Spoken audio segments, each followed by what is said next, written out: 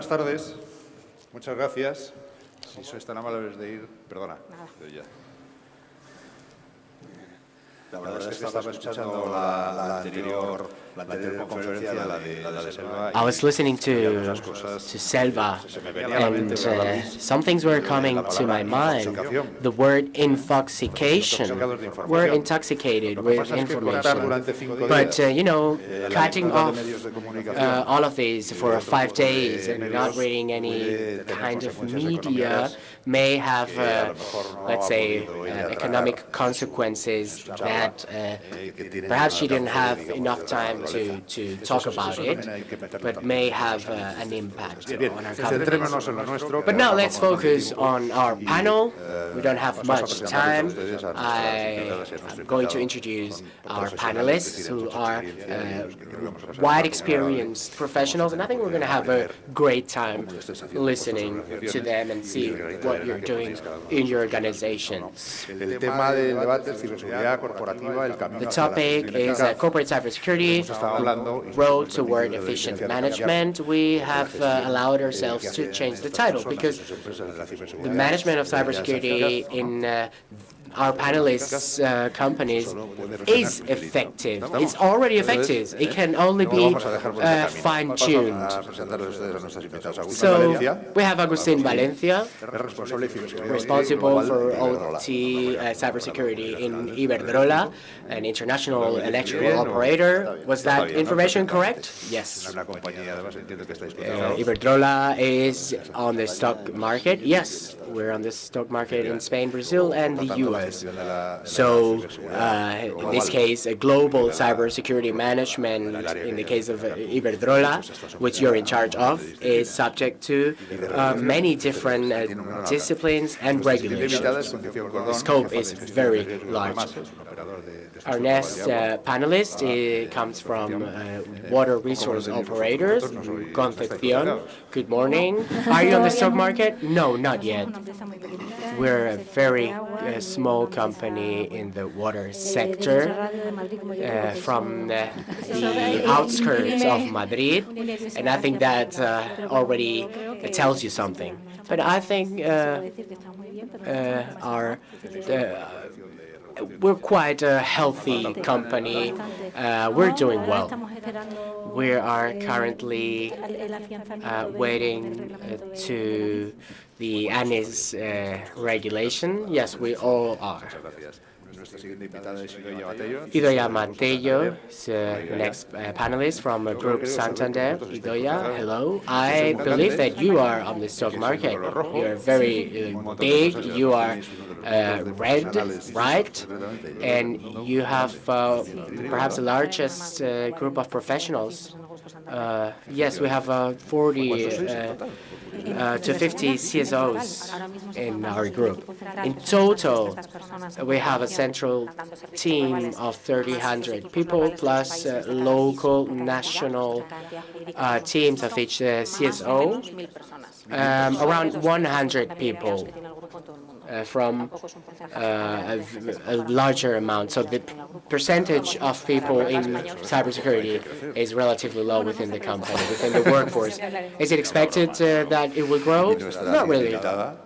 The next panel is Silvia Villanueva. Hello.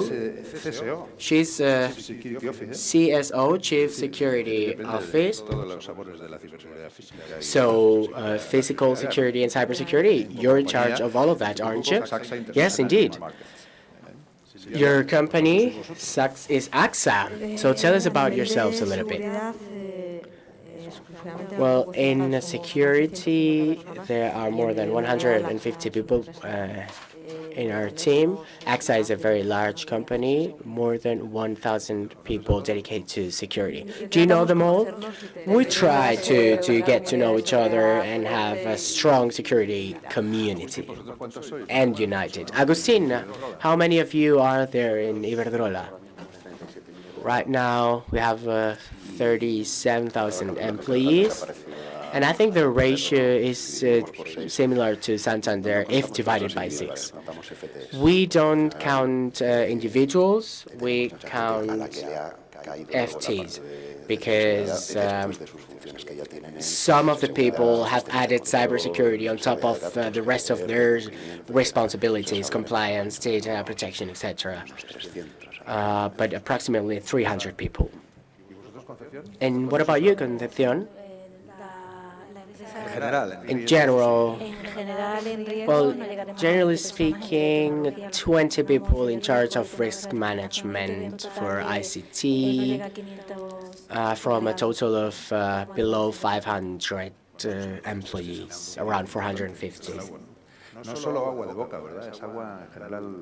And not only drinking water, right? Just general water resources? Yes, we manage water in high and low pressure, as we call it. We have also cogeneration, electrical cogeneration to harness the gray waters. And some of our business is dedicated to it. So now, please tell us about how in cybersecurity and risk management, how you organize this in your organization so that the audience can have a general idea of how your departments, your companies are organized. Well, in our case, in the last 5 years, well, we already had cybersecurity as an issue in our as an area in our company, but we have a centralized, decentralized model. Some functions are managed by IT and business security. CISO does not report to CEO, it reports to financial manager. But it's at the same height of the rest of the business areas, and that's what I do. I coordinate with other businesses, and it's decentralized for 2 reasons. Cybersecurity must be residing in the businesses. It must be integrated in each of the organizations and their processes. And it's also distributed by countries because organizations are different, legislation is different, and the approach in terms of technology, maturity, and business model is always different from one place to another. And within all of this, it's not a matrix, it's a cube of interconnections, which is really very interesting. And we try to identify the strong areas, the weaknesses in each business, and the singularities of each market and organizations. And we try to have as much an understanding and coordination as possible. We've had a period of several years that have been very hard times, and we're working on overcoming and eliminating certain barriers by means of common projects. You are IT professionals.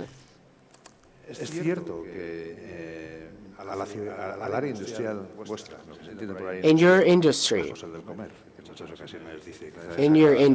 in your daily business, is it true that cybersecurity is too late, that it's a bit younger than other ICT areas? I love that question. I'm very glad that you asked me that. It's an empty debate. Of course, some technologies were developed earlier in the IT world, and now we need to adapt it to industrial environments and needs. But comparing availability, tolerance to failures, resilience, etc., to other businesses does not really make any sense. However, are there any technologies in which in industry, the industrial environment will be one step behind IT? Yes, of course. because the key word here is reliability and not modernity. We want to have tolerant and reinforced and validated equipment. We use various indicators that show the number of decimals that we have in terms of failure. Cybersecurity has included and it is an additional risk with its own characteristics. They can be immediate and cross-cutting. But our approach, our risk-based approach, is to adapt to each organization and technology, starting from the point that there was already legislation in place for secure and safe management of systems. You understand that your supply chain is prepared to react to information security actions. Is it responding well? Yes, our supply chain is precisely based on very strong relationships with very old manufacturers. We don't just go to China to do business with the new companies. Yes, we ask BV General, General Electric, and Siemens if they're doing anything in those countries and there's anything that should be considered. But it's also true that given the standards that were already in place, there are many that need to be covered still. But there's also a lot of work that was already in place. But now with this IT-OT approach, it seems that they didn't know about the existence of the other, right? And that's not correct. For those who come from IT, always thought that OT people are excessively stubborn. Conchi or Concepción. We're good friends. That's why I call her Conchi. How is risk organized in your organization? I fully agree with Agustín. Things were already being done, even if there wasn't a name to name them, or there was no applicable legislation or regulations. In my previous organization model, we were aware of risks and we managed risks, whether there was a legislative framework or not. And then as things were getting a name and a new regulation was passed, a change took place in the organization of our company 3 years ago, and we based this change in our own experience. We had been just certified in risk management. We were one of the first water companies to get certified in risk management. And so by using the internal security management models that had been published, we unified the main elements of security. So policy making and oversight stayed at a different level for a more effective management of all risks, including cyber risks. And then operations stayed in IT. That's the model. We're always reviewing it to see if there's anything that can be improved. And in the OT area, I could say that this was the big step that has been taken because cybersecurity has been very much fostered in the change in our organization. So we've defined it very precisely, and there are some scenarios fully dedicated to holistic management of risk and always under the leadership of the top management, especially in terms of business continuity and risk management, because it's about risk management and crisis management. So the names were different in the past. We used other kinds of plans, maybe reactive plans, such as disaster recovery plans. But we have reviewed all of those projects, and we are quite mature now. So the risk management process over the years has been very effective. Yes, and there are other. Your sector is a very regulated. Are you suffering from regulations, for example, in terms of critical infrastructure, and so on? Yes. Now we have yet another weapon, yet another argument to reinforce our message to investors, because we can tell them that we are being preventive and not only reactive. In risk analysis, compliance also plays a role. So if we have another piece of regulation to comply with, this is an argument to be heard and to be able to move forward. And I think this has been very positive. Regulation has been positive for us. And they're quite tight-fisted in top management, aren't they? They need someone to tell them what to do, not to become aware of risks, but you know what I mean. Yes, well, here what you have to do is to let them know and to show them the added value that you can provide for them. And I think this is something that we all do. The social value of cybersecurity, not only to evolve as a company, but also for society as a whole.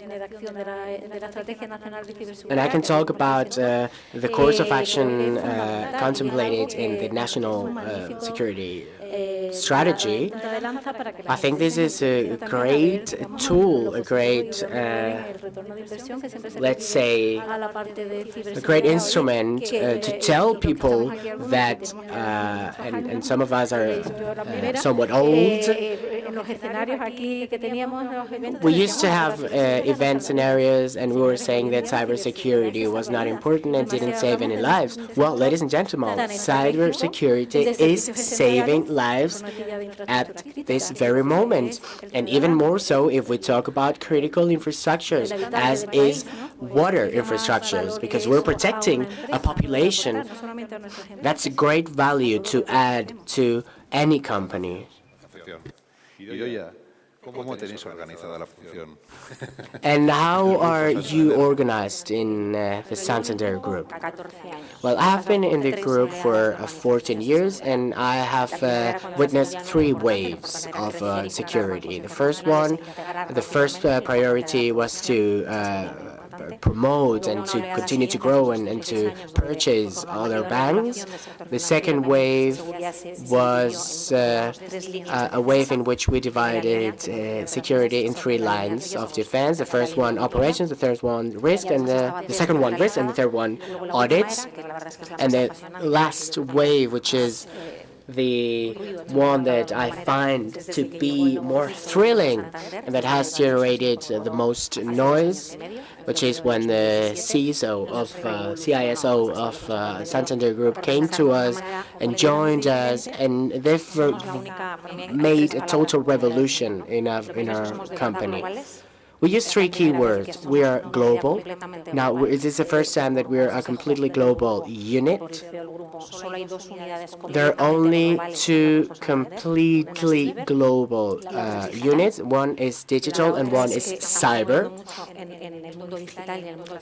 We are working on cloud transformation and digital in order to be able to roll out tools rapidly across the world. I think that Santander Group is not a multinational corporation. We are a multi-entity. We have the Santander Bank from Brazil, which accounts for a third of the entire group, with millions of clients and thousands of 50,000 of employees. And we also have other banks in Uruguay, in Switzerland. And so the pace, the velocity at which we can roll out cloud security tools gives us the resources to deploy actions in 2 or 3 months across the entire group. And the way we organize ourselves, well, being global, we call ourselves one team because we have a global team in Madrid, which is very operational and operations oriented. And then we also have local teams because, yes, indeed, there are local requirements, local regulations, local business needs. And so the global CISO is supported by those local teams.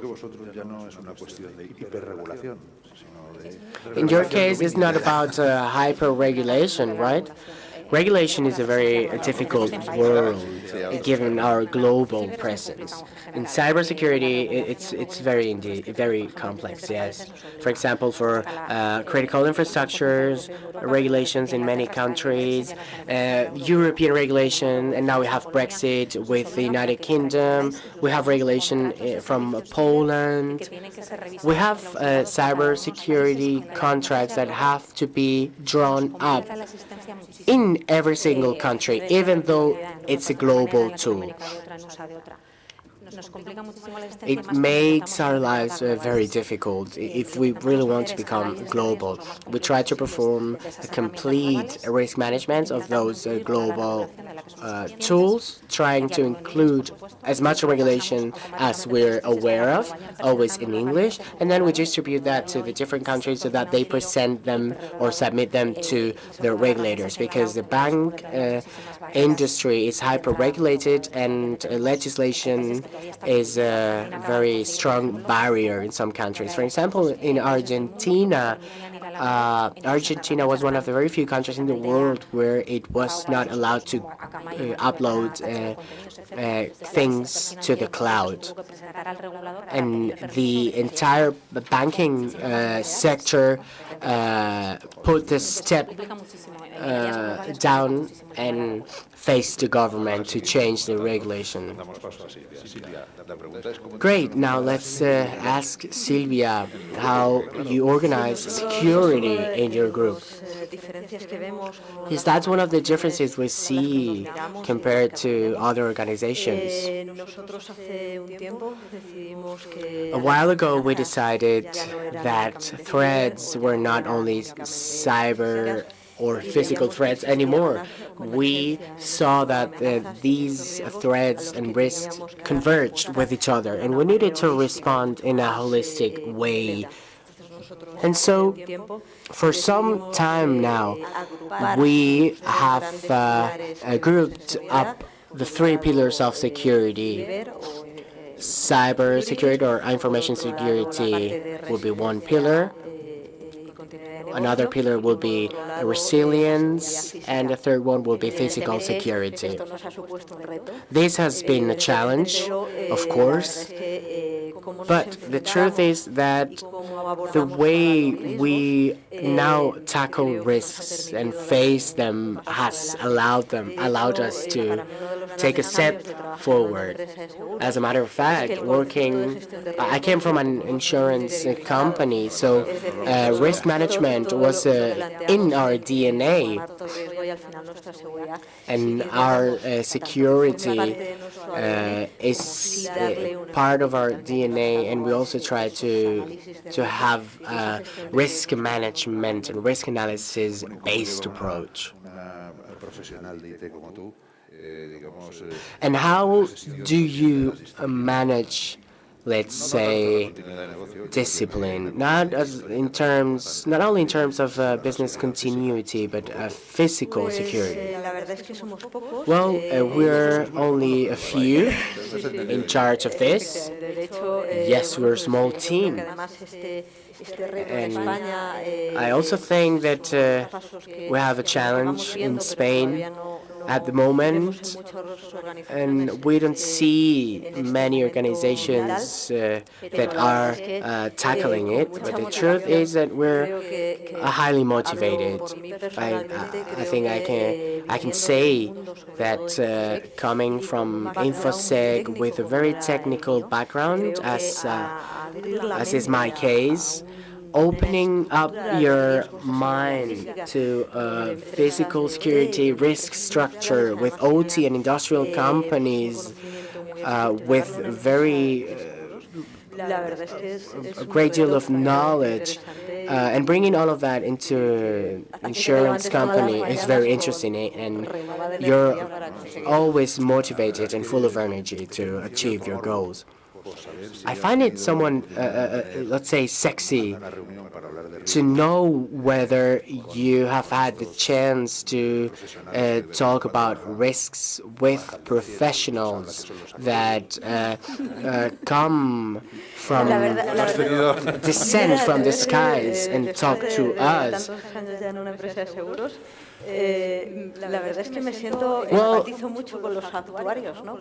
I emphasize a lot with these people because security professionals have a very particular mindset, and the conversations we have with them are very interesting. And they also drink coffee with us, so you know.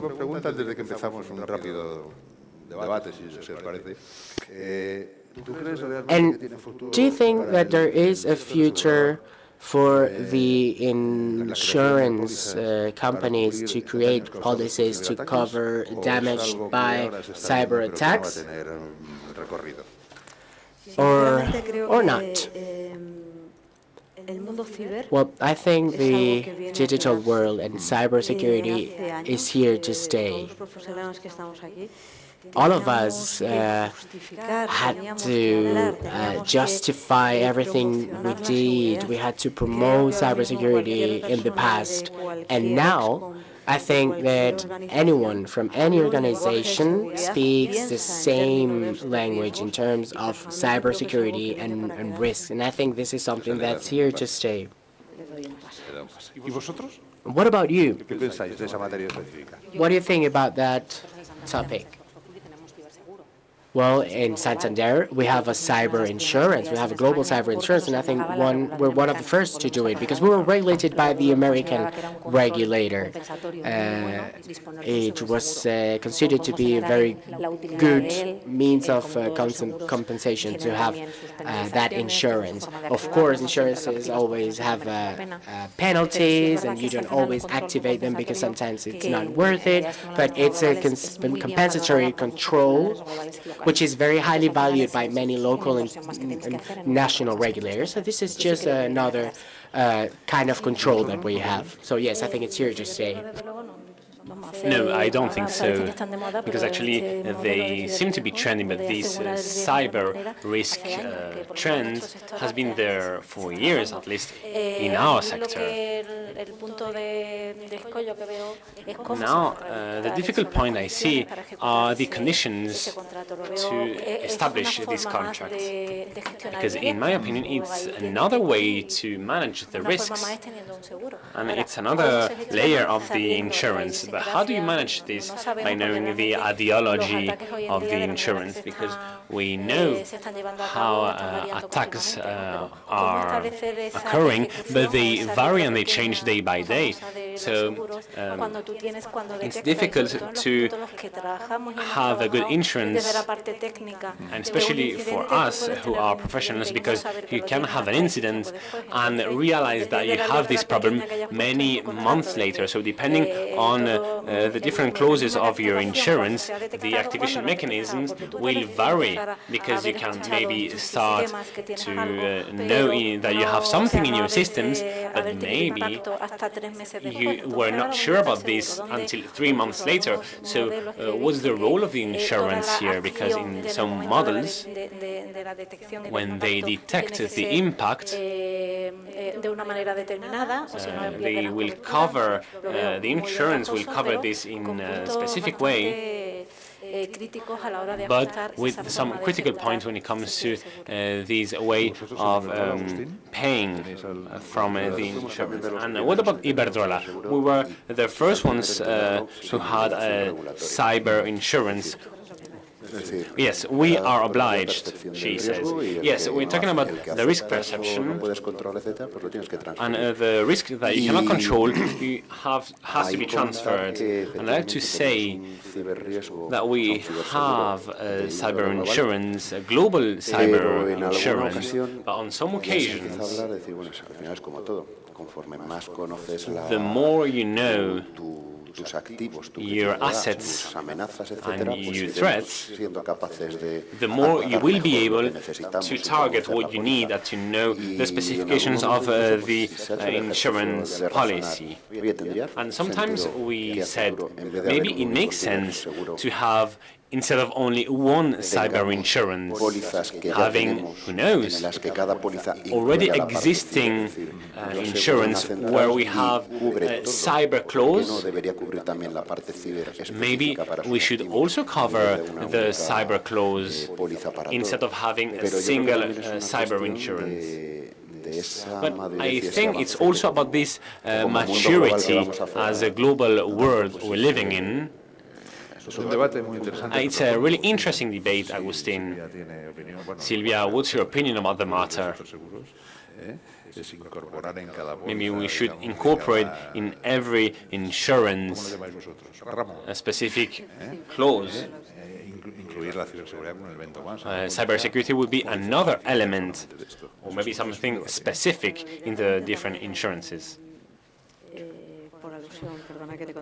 Well, I'm going to answer to what you said, but insurance companies are also evolving. We are evolving, and we focus on listening to the client needs. We are client-centered, and we understand how your businesses evolve, and we adapt to your businesses.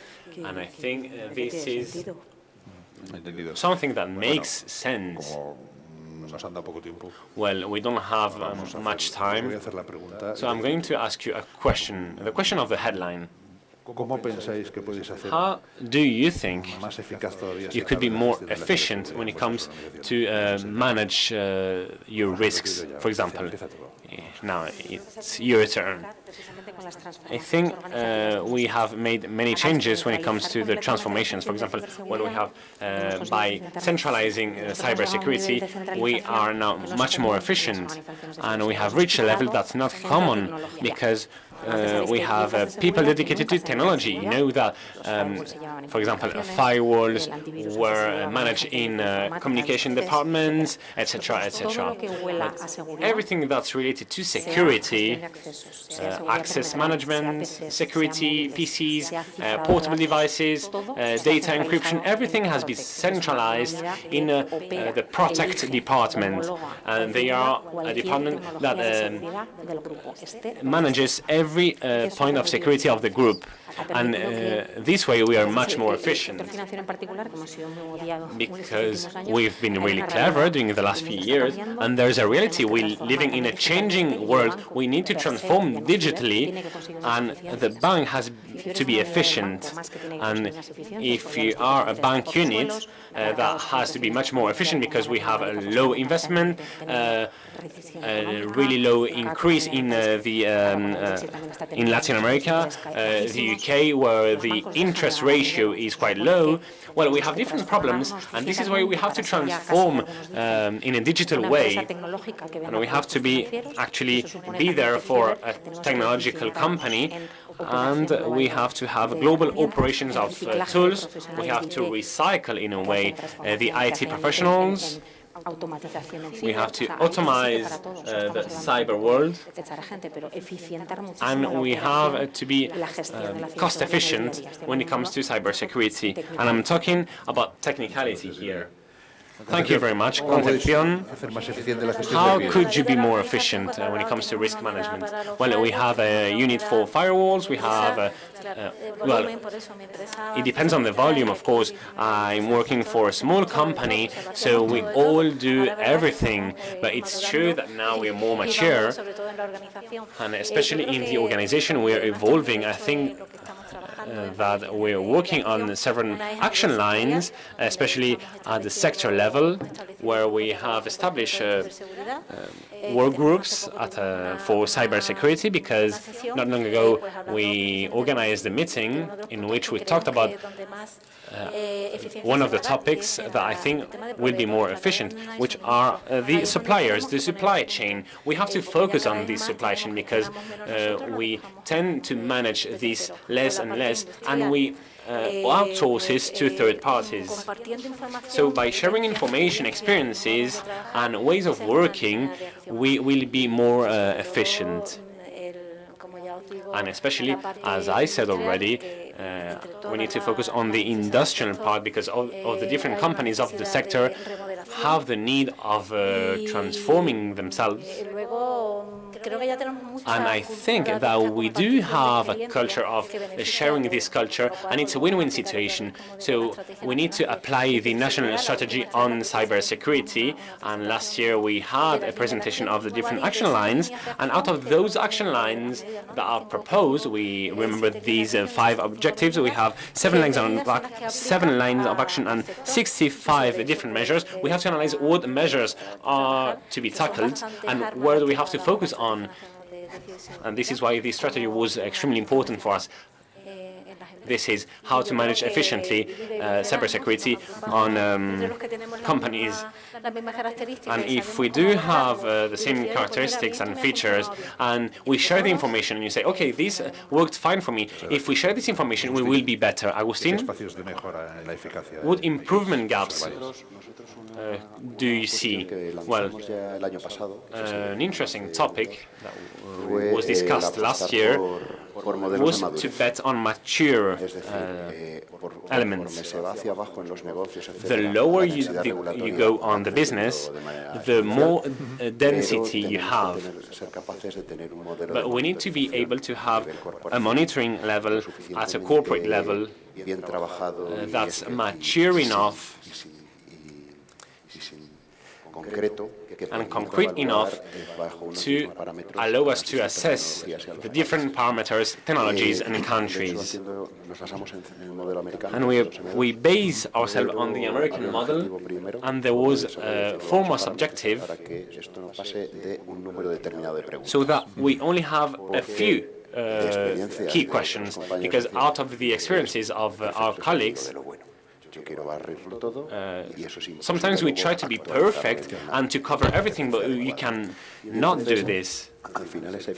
And at the end of the day, efficiency is crucial.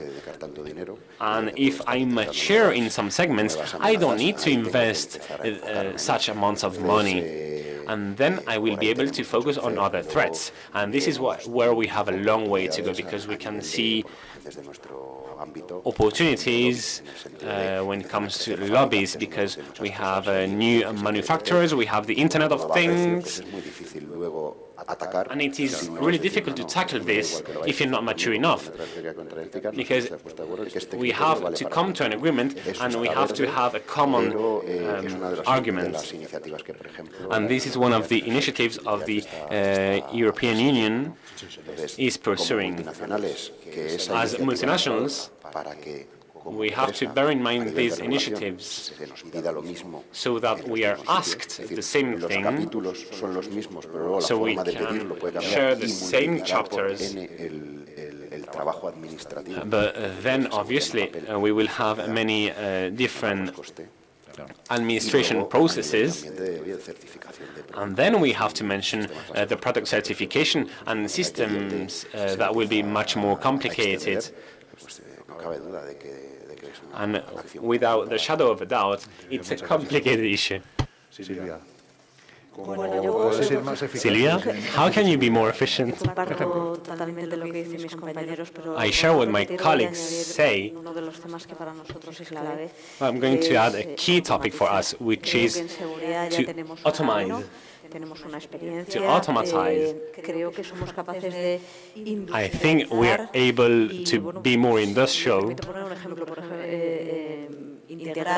And by way of example, we can integrate the development pipelines.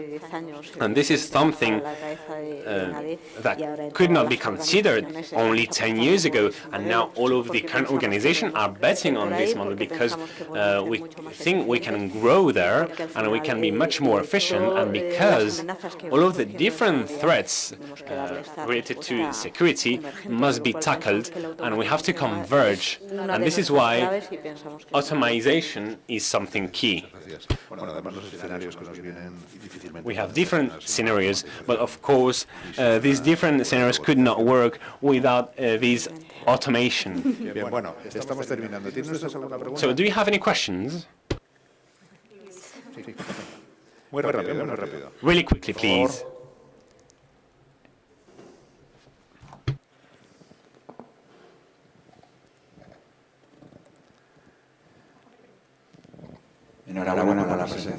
Congratulations for your presentation, and really briefly, your 4 private entities and the future of the world needs your integration with public entities and public entities as far as you're concerned.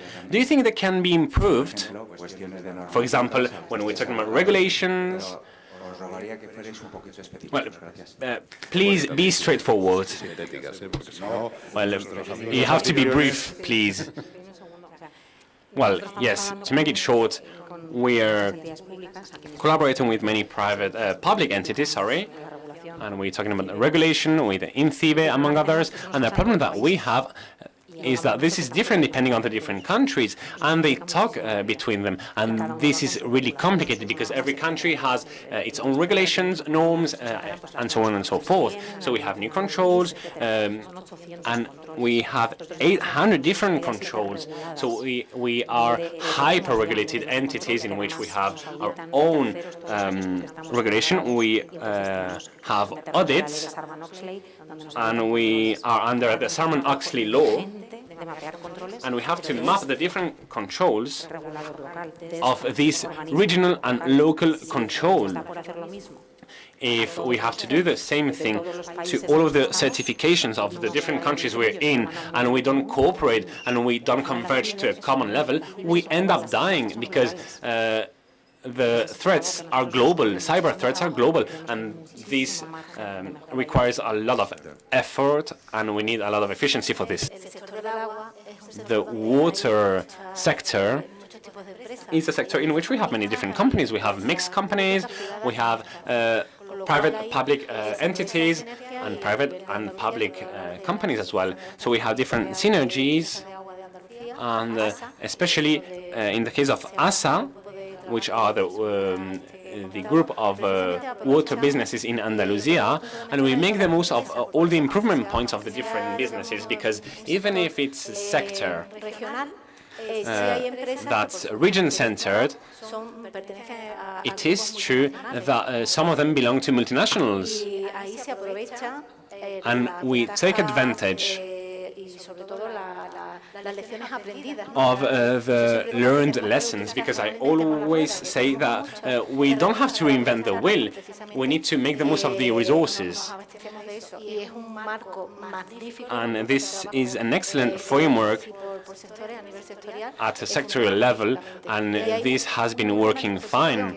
And people are willing to cooperate, because it's not only the fact of being willing to cooperate, is being there when you need to do this. And this is guaranteed. And people are willing to improve. And I think we saw the results and the outcomes. It was quite fruitful, because security belongs to all of us. And this cooperation is essential. As you're saying, we have many opportunities. By way of example, here we're talking about the electrification of the economy, and we're digitalizing electricity. So, if I'm talking now about the European Commission, traditionally we were working with the DG ENER. However, currently the initiatives on cybersecurity are driven through DG Connect. So it's not only differentiated by countries, but also by different sectors. So we need to converge. Iberdrola is a critical operator. We're present in the electrical, water, nuclear, and gas domain, among others. So, of course, we cannot be requested these requirements 4 times, depending on the sectors, even at a regulation level, because sometimes how many times do we have to have a firewall? No, here I'm actually abiding by the different regulations, NCS, etc., etc. So we have a lot of frameworks and the different regulations. That's endless. So undoubtedly, we still have many synergies on which we have to work, and something else, which is certification. I think Spain with INCIBE is working with certification. We need to certify these products because these will foster the purchase of common products, and here we can have an improvement cycle for both parties. Thank you very much, Agustín. Now your turn. I'm quite optimistic here. Here we're talking about regulated companies, and this was useful to improve this private and public communication, but it is true that we do not talk exclusively about the regulations or norms or different standards. We have opened up a conversation at a government level in many different countries, and I do think that we understand that security belongs to all of us, and even if it advances in a private sector or in the public sector, we have to converge in order for us to bring common solutions. And I'm quite optimistic because I think that we're paving the way. I'm sorry. I don't think it's only about abiding by regulations. I think it's more about common thinking. I think this is a need. And beyond our need, we can have infrastructure companies.